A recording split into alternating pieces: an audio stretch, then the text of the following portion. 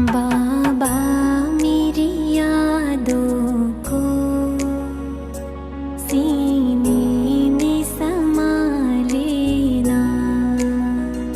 बाबा मेरी यादों को सीने में समा लेना। बस तुझ में ही खो जाऊं, यूं गले से लगा लेना।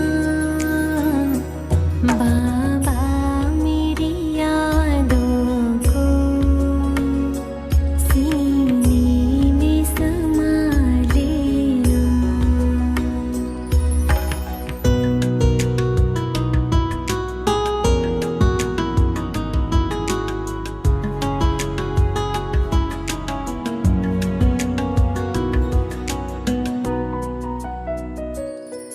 संसार से क्या हासिल, एक बाबा अपना है।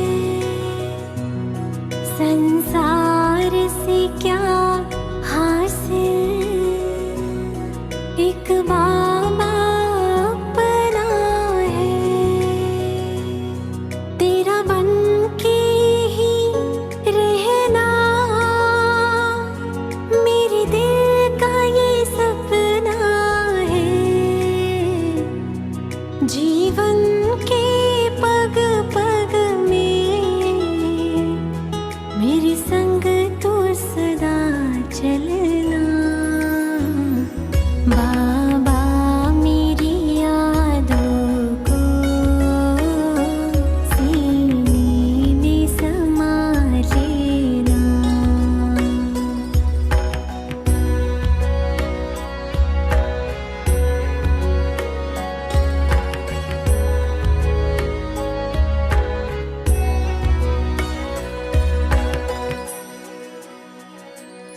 हम आए शरण तेरी,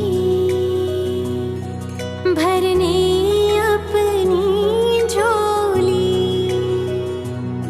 हम आए शरण तेरी, भरने अपनी झोली। जीवन मीठा करती तेरी दृष्टि और टोली। सबसे अनुपम अनुभव तुझे अपना बना लेना। बाबा मेरी यादों को सीने में समा लेना। बस तुझ में ही खो जाऊं, यूं गले से लगा लेना। बाबा मेरी यादों को सीने में समा लेना।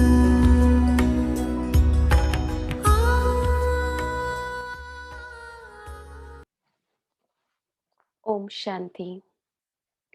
आज 10 मार्च 2021। बाबा के महावाक्य। मीठे बच्चे, तुम्हें गृहस्थ व्यवहार में रहते कमल फूल समान पवित्र बनना है। एक बाप की मत पर चलना है। कोई भी डिससर्विस नहीं करनी है। प्रश्न, किन बच्चों को माया जोर से अपना पंजा मारती है? बड़ी मंजिल कौन सी है? उत्तर, जो बच्चे देह अभिमान में रहते हैं उन्हें माया जोर से पंजा मार देती है। फिर नाम रूप में फंस पड़ते हैं। देह अभिमान आया और थप्पड़ लगा। इससे पद भ्रष्ट हो जाता है। देह अभिमान तोड़ना यही बड़ी मंजिल है। बाबा कहते, बच्चे देही अभिमानी बनो। जैसे बाप ओबीडिएंट सर्वेंट है, कितना निरहंकारी है, ऐसे निरहंकारी बनो, कोई भी अहंकार न हो। गीत। न वह हमसे जुदा होंगे, न हम उनसे जुदा होंगे। ओम शांति। बच्चों ने गीत सुना। बच्चे कहते हैं हम बाबा के थे और बाबा हमारा था। जब मूल वतन में थे, तुम बच्चों को ज्ञान तो अच्छी रीति मिला है। तुम जानते हो हमने चक्र लगाया है। अब फिर हम उनके बने हैं। वह आया है राजयोग सिखाकर स्वर्ग का मालिक बनाने। कल्प पहले मुआफिक फिर आया है। अब बाप कहते हैं हे बच्चे, तो बच्चे होकर यहाँ मधुबन में नहीं बैठ जाना है। तुम अपने गृहस्थ व्यवहार में रहते कमल फूल समान पवित्र रहो। कमल का फूल पानी में रहता है, परंतु पानी से ऊपर रहता है। उन पर पानी लगता नहीं है। बाप कहते हैं तुमको रहना घर में ही है, सिर्फ पवित्र बनना है। यह तुम्हारा बहुत जन्मों के अंत का जन्म है। जो भी मनुष्य मात्र हैं, उन सबको पावन बनाने मैं आया हूं। पतित पावन सर्व का सद्गति दाता एक ही है।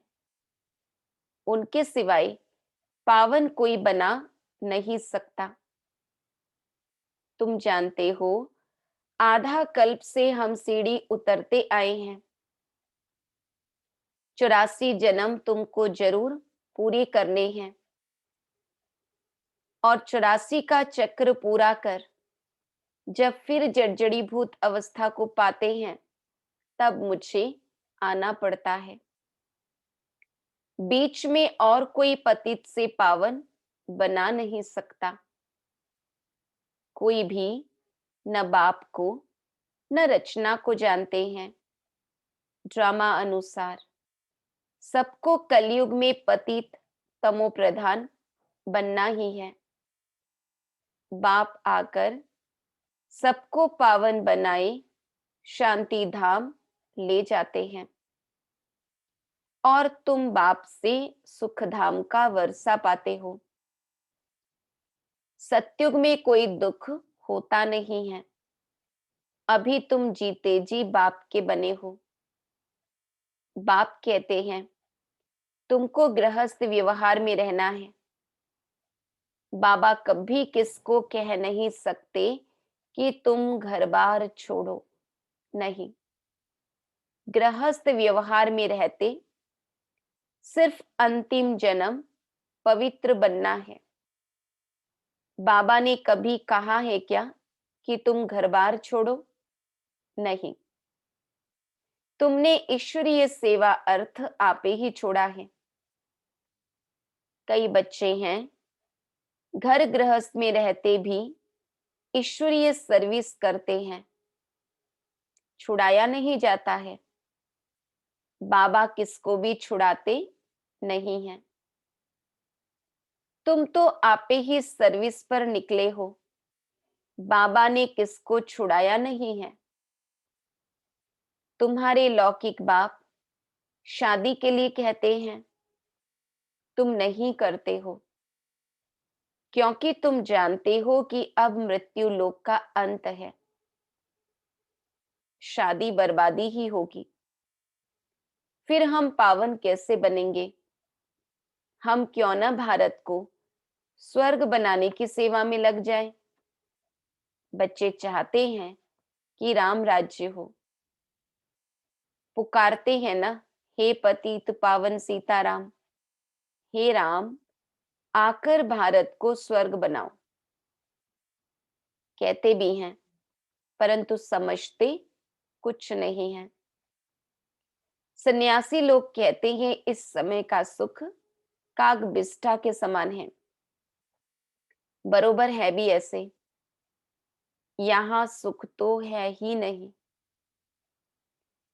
कहते रहते हैं परंतु किसकी बुद्धि में नहीं है।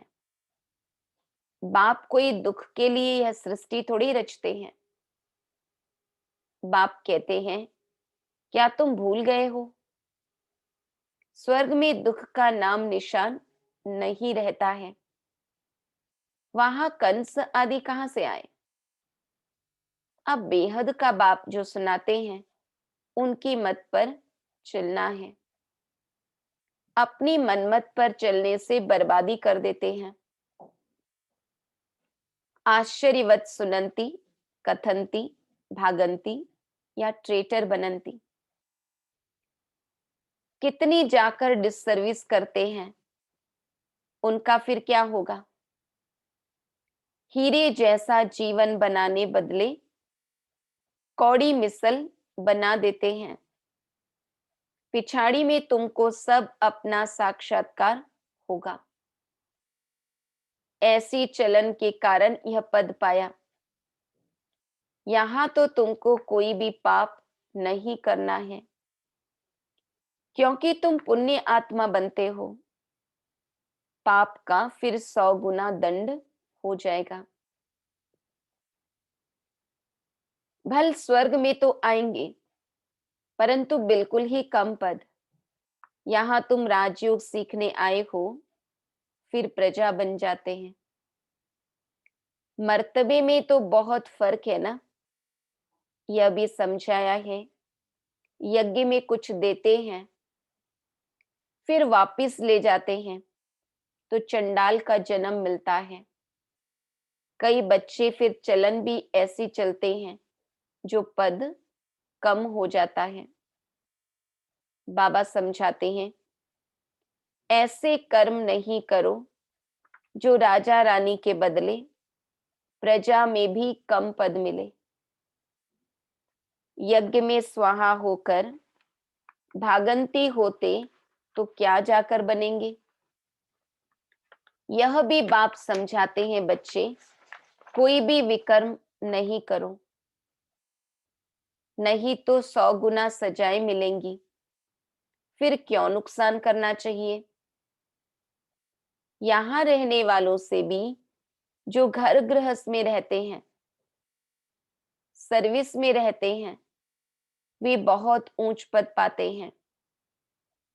ऐसे बहुत गरीब हैं, 8 आना व रुपया भेज देते हैं। और जो भल यहां 1000 भी देवे तो भी गरीब का ऊंच पद हो जाता है, क्योंकि वह कोई पाप कर्म नहीं करते हैं। पाप करने से 100 गुना बन जाएगा। तुमको पुण्य आत्मा बन सबको सुख देना है। दुख दिया तो फिर ट्रिब्यूनल बैठती है, साक्षात्कार होता है कि तुमने यह किया, अब खाओ सजा। पद भी भ्रष्ट हो जाएगा। सुनते भी रहते हैं फिर भी कई बच्चे उल्टी चलन चलते रहते हैं। बाप कहते हैं हमेशा खीर खंड होकर रहो। अगर लून पानी होकर रहते हैं तो बहुत डिससर्विस करते हैं। कोई के नाम रूप में फंस पड़ते हैं तो यह भी बहुत पाप हो जाता है। माया जैसे एक चूहा है, फूंक भी देती, काटती भी रहती, खून भी निकल आता, पता भी नहीं पड़ता। माया भी ब्लड निकाल देती है, ऐसे कर्म करवा देती जो पता भी नहीं पड़ता। 5 विकार एकदम सिर मुड़ लेते हैं। बाबा सावधानी तो देंगे ना। ऐसा न हो जो फिर ट्रिब्यूनल के सामने कहे कि हमको सावधान थोड़ी किया। तुम जानते हो ईश्वर पढ़ाते हैं, खुद कितना निरहंकारी है।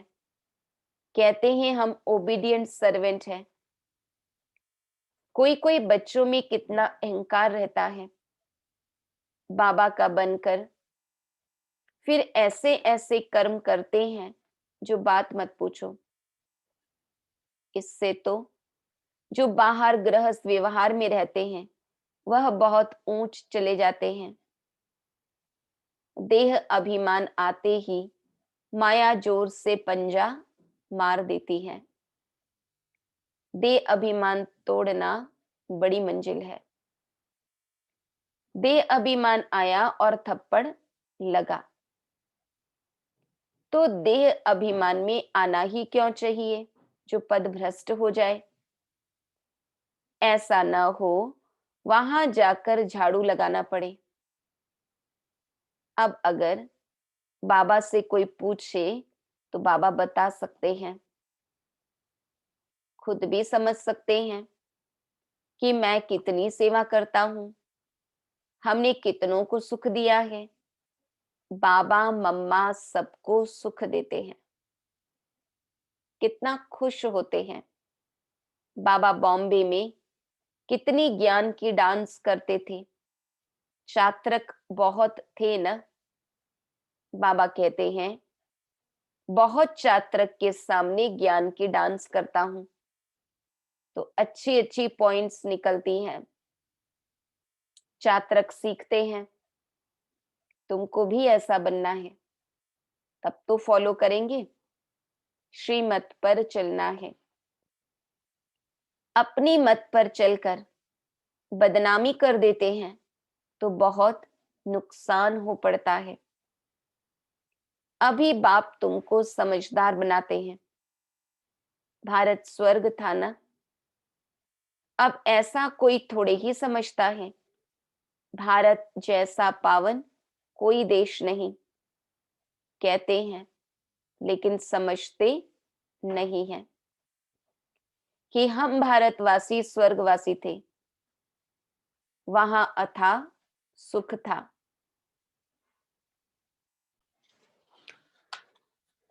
तो बाबा ने कहा भारत जैसा पावन कोई देश नहीं, कहते हैं लेकिन समझते नहीं है कि हम भारतवासी स्वर्गवासी थे, वहां अथाह सुख था।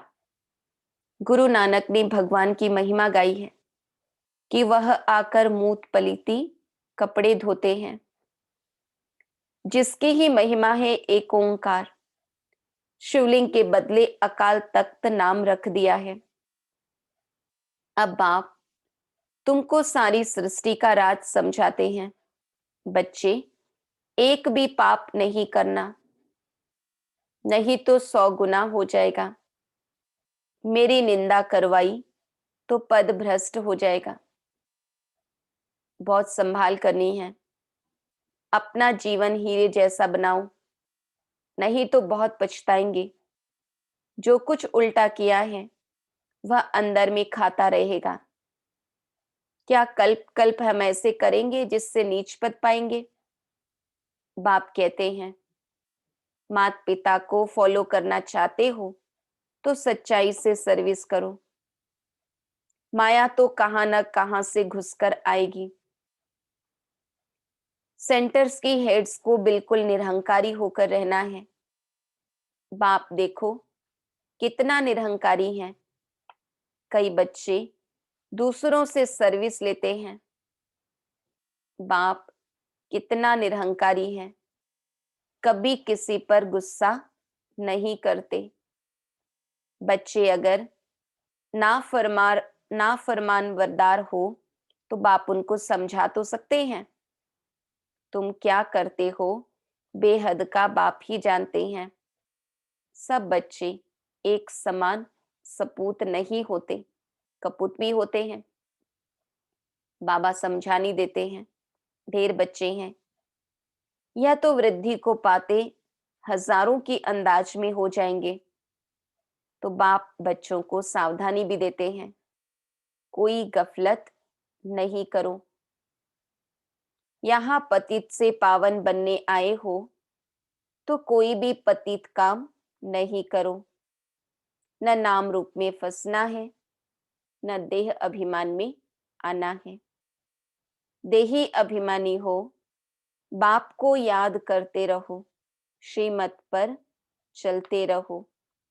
माया बड़ी प्रबल है, बाबा सब कुछ समझा देते हैं।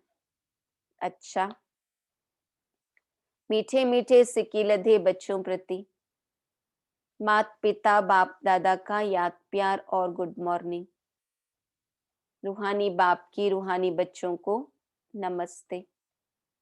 हम रूहानी बच्चों की रूहानी बाप दादा को याद प्यार गुड मॉर्निंग, नमस्ते नमस्ते नमस्ते।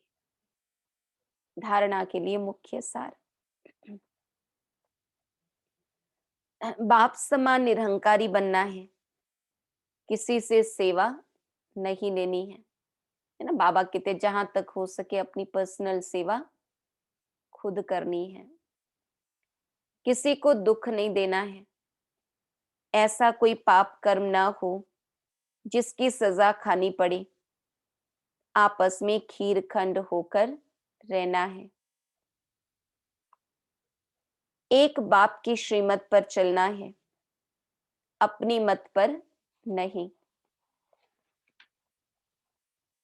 वरदान, दिव्य बुद्धि के विमान द्वारा विश्व की देखरेख करने वाले मास्टर रचयिता भव। जिसकी बुद्धि जितनी दिव्य है, दिव्यता के आधार पर उतनी स्पीड तेज है। तो दिव्य बुद्धि के विमान द्वारा 1 सेकेंड में स्पष्ट रूप से विश्व परिक्रमा कर सर्व आत्माओं की देखरेख करो, उन्हें संतुष्ट करो। जितना आप चक्रवर्ती बनकर चक्र लगाएंगे, उतना चारों ओर का आवाज निकलेगा कि हम लोगों ने ज्योति देखी, चलते हुए फरिश्ते देखे। इसके लिए स्वयं कल्याणी के साथ विश्व कल्याणी मास्टर रचता बनो। दिव्य बुद्धि के विमान द्वारा विश्व की देखरेख करने वाले मास्टर रचयिता भव। श्लोगन, मास्टर दाता बन अनेक आत्माओं को प्राप्तियों का अनुभव कराना ही ब्रह्मा बाप समान बनना है। मास्टर दाता बन अनेक आत्माओं को प्राप्तियों का अनुभव कराना ही ब्रह्मा बाप समान बनना है। मातेश्वरी जी के अनमोल महावाक्य, ईश्वर सर्वव्यापी नहीं है, उसका प्रमाण क्या है? शिरोमणि गीता में जो भगवानुवाच है, बच्चे जहां जीत है वहां मैं हूं, यह भी परमात्मा के महावाक्य हैं। पहाड़ों में जो हिमालय पहाड़ है उसमें मैं हूं। सांपों में काली नाग में हूं, इसलिए पर्वत में ऊंचा पर्वत कैलाश पर्वत दिखाते हैं और सांपों में काली नाग। तो इससे सिद्ध है कि परमात्मा अगर सर्व सांपों में केवल काले नाग में है, तो सर्व सांपों में उनका वास तो नहीं हुआ ना। अगर परमात्मा ऊंचे ते ऊंचे पहाड़ में है, गोया नीचे पहाड़ों में नहीं है।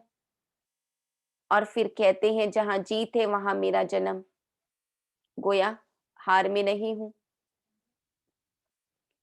अब ये बातें सिद्ध करती हैं कि परमात्मा सर्वव्यापी नहीं है।